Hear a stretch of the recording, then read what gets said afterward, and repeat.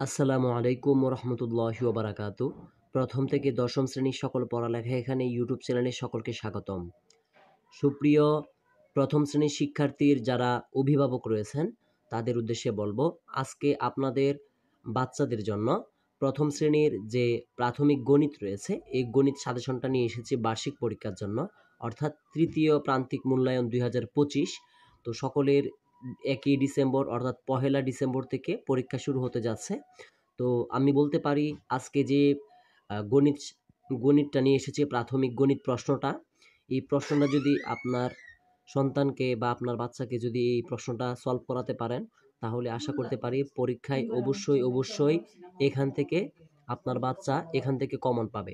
এগুলো যদি আপনার সন্তানকে শিখাতে পারেন। তো আমি আর কথা বাড়াতে চাচ্ছি না। আমার ইউটিউব চ্যানেলে যারা নতুন অবশ্যই চ্যানেলটি সাবস্ক্রাইব করে পাশে থাকবেন, এবং যারা এখনো লাইক দেননি অবশ্যই একটি লাইক দিয়ে দিবেন।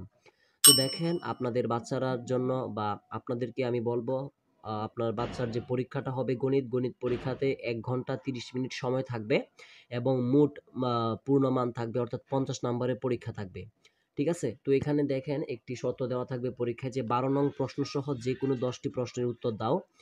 মূল কথা হলো যে 12টা প্রশ্ন দেওয়া থাকবে পরীক্ষায়, তো শর্ত হলো 12 নং প্রশ্নটা অবশ্যই দিতে হবে এবং যে কোনো 10টি প্রশ্নের উত্তর দিতে হবে পরীক্ষাতে। ঠিক আছে, তো দেখি আমরা এখানে দেখেন সাইডে লেখা আছে 10 গুণ 5, মানে প্রত্যেকটা প্রশ্নের মান হলো আপনার 5 নাম্বার করে। ঠিক আছে, 5 নাম্বার করে প্রত্যেকটা প্রশ্নের মান, 10টা প্রশ্নে 50 নাম্বার পাবে আপনার সন্তান। তো আমরা দেখি যেগুলো আপনার সন্তানকে পড়াবেন। 1 নম্বরে দেখেন প্রশ্নে দেখেছি, 1 নং প্রশ্নে দেওয়া আছে সংখ্যাগুলো ছোট থেকে বড় ক্রমে সাজিয়ে লেখো। তো এটাও আপনার বাচ্চাদেরকে সুন্দর করে শিখিয়ে নেবেন। তো আমি বলে দিচ্ছি ছোট থেকে বড় ক্রমে সাজানোটা। এখানে প্রথমে হবে, যেহেতু ছোট থেকে বড় ক্রমে সাজানো, প্রথমে হবে 25, তারপরে হবে 42, তারপরে হবে 55, তারপরে হবে 65, তারপরে হবে 75। ঠিক আছে, যেহেতু ছোট থেকে বড় বলেছে। তারপরে আমরা দেখব 2 নাম্বার প্রশ্নটা। 2 নাম্বার প্রশ্নে দেখেন যে লেখা আছে সংখ্যাগুলো বড় থেকে ছোট ক্রমে সাজিয়ে লেখো। অর্থাৎ সংখ্যাগুলো বড় থেকে ছোট ক্রমে সাজিয়ে লেখো, অর্থাৎ বড় থেকে ছোট ক্রমে আর কি সাজাতে হবে। তো এটার মধ্যে প্রথমে আমাদের লিখতে হবে যে 88, তারপরে লিখবো 87, তারপরে লিখবো 66, তারপরে লিখবো 61, তো সর্বশেষ হবে 13, যেহেতু বড় থেকে ছোট। ঠিক আছে, তো আশা করি 2 নং প্রশ্নটাও বুঝতে পেরেছেন, আপনার সন্তানকে ভালো করে শিখিয়ে নেবেন। তারপরে দেখবো আমরা 3 নং প্রশ্নটা দেখব। আমরা 3 নং প্রশ্নটা এখন দেখব যে অঙ্কে লিখো। ঠিক আছে, অঙ্কে লেখা 3 নং প্রশ্ন থাকবে অঙ্কে লেখা। এখানে দেখেন 77, এটা অঙ্কে লেখানো শিখাবেন আপনার সন্তানকে। 22 লেখাটা অঙ্কে লিখাবেন আপনার সন্তানকে। 49টা অঙ্কে লিখাবেন আপনার সন্তানকে। 97টা অঙ্কে শিখাবেন আপনার সন্তানকে। 33টা অঙ্কে শিখাবেন আপনার সন্তানকে। ঠিক আছে, আশা করি 3 নংটাও বুঝতে পেরেছেন। আমরা চলে যাচ্ছি 4 নং প্রশ্নে। খালি ঘরে সংখ্যা লিখো। খালি ঘরে সংখ্যাগুলো লিখতে বলছে, অর্থাৎ খালি ঘরে কি কি সংখ্যা হতে পারে। এখানে লেখা আছে 3, তো 3-এর পরে যেহেতু 6 লেখা আছে, তো এটা কিন্তু 3-এর পরে যেহেতু 6, এখানে হবে কত, 9 হবে, কারণ এটা 3-এর নামতা। 3 একে 3, 3 দুগুণে 6, 3 তিরিকে 9। ঠিক আছে, তো এখানে 9 হবে। তো 12, 12-র পরে এই জায়গায় খালি জায়গায় হবে 15। তো ঠিক আছে, তারপরে 18 লেখা আছে। 18, 18 পরে 21 দিয়েছে। ঠিক আছে, 21-এর পরে কত হবে, 22, 23, 25 হবে। ঠিক আছে, আমরা নামতা বললেই কিন্তু পারবো।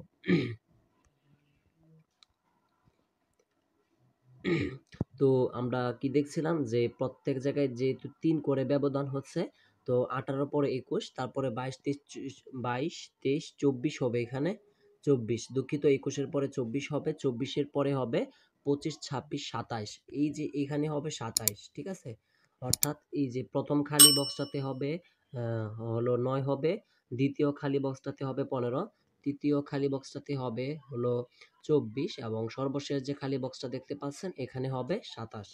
এগুলো আপনার বাচ্চাকে ভালো করে শিখাবেন। অবশ্যই এগুলো পারলে আপনার বাচ্চা পরীক্ষায় শতভাগ আনসার করতে পারবে কারো সাহায্য ছাড়াই। তারপরে দেখবো আমরা 5 নং প্রশ্নটা, যোগ করো। অর্থাৎ এগুলো আপনার বাচ্চাকে যোগ করাবেন। এগুলো যদি যোগ করতে পারে পরীক্ষায় যেভাবে আসুক না কেন সে কিন্তু যোগ করতে পারে। ঠিক আছে, এখানে দেখেন যে ক নাম্বারে দেওয়া আছে 33 প্লাস 33 যোগ 22 যোগ করলে কত হয়। তো 33 যোগ 22 যদি যোগ করা হয় কত হয়। ঠিক আছে, এটা আপনার সন্তানকে যোগ করে শিখিয়ে নেবেন। তো এটা যোগফলটা আমি বলে দিচ্ছি। 33 এর সাথে যদি আমরা 22 যোগ করি তাহলে কিন্তু আমরা 55 পাচ্ছি। ঠিক আছে? 33 এর সাথে যদি আমরা 22 যোগ করি কত পাচ্ছি? 55 পাচ্ছি। ঠিক আছে? তো তারপরে দেখেন এখানে মাইনাস আছে একটা। তারপরে দেখি খ নাম্বারে মাইনাস আছে। তো ক নাম্বারের যুগটা হলো 55 হবে। তো খ নাম্বারে দেখেন এখানে যে 65 সাথে যদি 5 যোগ করা যায় তাহলে কত হয়? 65 সাথে 5 যোগ করলে আমরা জানি যে 70 হয়। ঠিক আছে?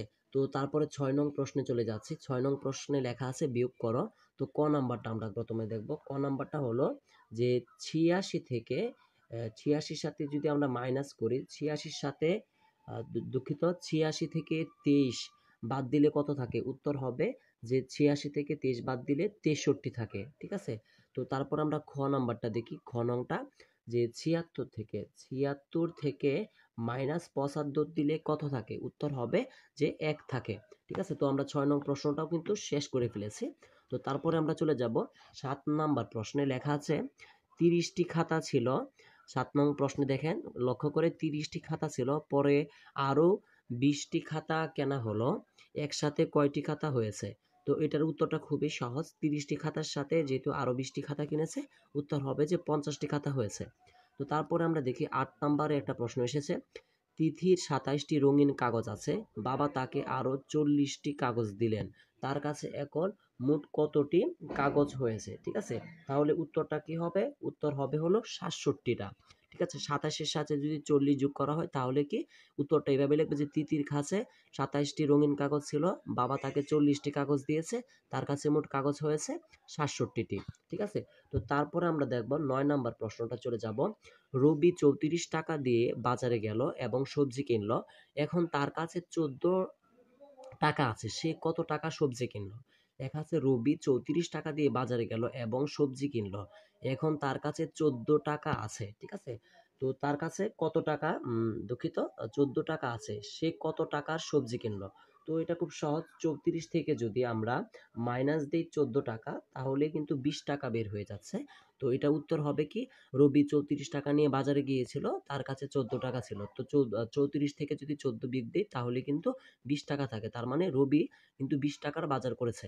তো সর্বশেষ দুঃখিত আমরা 10 নাম্বারটা এখন দেখব। 10 নাম্বার দেখা আছে একটি গল্পের বইয়ের 50টি পৃষ্ঠা আছে। রিয়া 30 পৃষ্ঠা পড়েছে। তার আর কত পৃষ্ঠা পড়ার বাকি আছে? অনেক সহজ একটা প্রশ্ন। ঠিক আছে? ওদেরকে বোঝাতে পারলে ওরা খাতায় পরীক্ষায় সুন্দর করে লিখতে পারবে। উত্তর হবে যে 50-এর সাথে যদি 30 মাইনাস দেয়, অর্থাৎ 50 থেকে 30টা বাদ দিলেই 20টি থাকে। তার মানে কি 20টি পৃষ্ঠা এখনো বাকি আছে রিয়ার গল্পের বই পড়তে। তারপরে দেখি 11 নাম্বার। 11 নাম্বার লেখা আছে 77 মাইনাস 25 বিয়োগ নিয়ে একটি গল্প তৈরি করো। লেখা আছে যে 77 মাইনাস 25 বিয়োগটি নিয়ে একটি গল্প তৈরি করো। তো এটা যেভাবে আপনার সন্তানকে যে কোনোভাবে এটা শেখাতে পারেন। 77 মাইনাস 25 বিয়োগটি নিয়ে একটি গল্প তৈরি করো। কিভাবে বিয়োগটা করা হয়েছে এভাবে শিখাতে পারেন যে আমার কাছে গল্পটা এভাবে লিখতে পারেন। একবার লিখলেই হলো। একেকজন একেকভাবে লিখবে। তো আমি যদি একটু বলি এভাবেও লেখা যাবে যে আমার কাছে 77টি চকলেট ছিল। তার মধ্যে আমি 25টি চকলেট আরেকজনকে দিয়ে দিয়েছি। তো আমার কাছে এখন কতটি চকলেট রয়েছে? ঠিক আছে? তো এটার উত্তর কি হবে? উত্তর হবে কিন্তু 52টি চকলেট রয়েছে। এটা আপনাদের ইচ্ছামতো একটা গল্প শিখিয়ে দিবেন। যেকোনোভাবে লিখলে কিন্তু শিক্ষক তাদেরকে নাম্বার দিয়ে দিবে। তো সর্বশেষ প্রশ্ন 12 নাম্বার। এই 12 নাম্বারটা মাস্ট সকলকে লিখতে হবে। ঠিক আছে? প্রত্যেক স্টুডেন্টকে লিখতে হবে, কারণ প্রশ্নের শুরুতে দেওয়া ছিল 12 নং প্রশ্ন সহ যেকোনো 10টি। 12টি দেওয়া আছে। তো 12টির মধ্যে যেকোনো 10টি লিখলেই হবে, তবে 12 নংটা অবশ্যই লিখতেই হবে। দেওয়া আছে ছবি এঁকে আকৃতিগুলোর নাম লেখো। ছবি এঁকে আকৃতিগুলোর নাম লিখো। তার মানে কি এটা ছবিটা আমরা কি জানি? এটা হলো যে চতুর্ভুজ, এটা হলো ত্রিভুজ এবং এটা হলো বৃত্ত। ঠিক আছে? তো আমি আর কথা বাড়াতে চাচ্ছি না। আজকের মতো বিদায় নিচ্ছি। যারা এতক্ষণ ধৈর্য সহকারে আপনারা অভিভাবক ভিডিওটা দেখেছেন, অবশ্যই এই প্রশ্ন অনুযায়ী আপনার সন্তানকে ভালো করে পড়ান। অবশ্যই আপনার সন্তান পরীক্ষায় ভালো ফলাফল করবে এবং ক্লাসের মধ্যে সর্বোচ্চ নাম্বার পাবে যদি আমার এই পরীক্ষার প্রশ্নটি সলভ করতে পারে। তো আমি আর কথা বাড়াতে চাচ্ছি না। আজকের মতো বিদায় নিচ্ছি। প্রথম থেকে দশম শ্রেণীর সকল পড়ালেখা এখানে ইউটিউব চ্যানেলটি যারা এখনো সাবস্ক্রাইব করেননি, সাবস্ক্রাইব করে পাশে থাকবেন। আসসালামু আলাইকুম ওয়া রাহমাতুল্লাহি ওয়া বারাকাতুহু।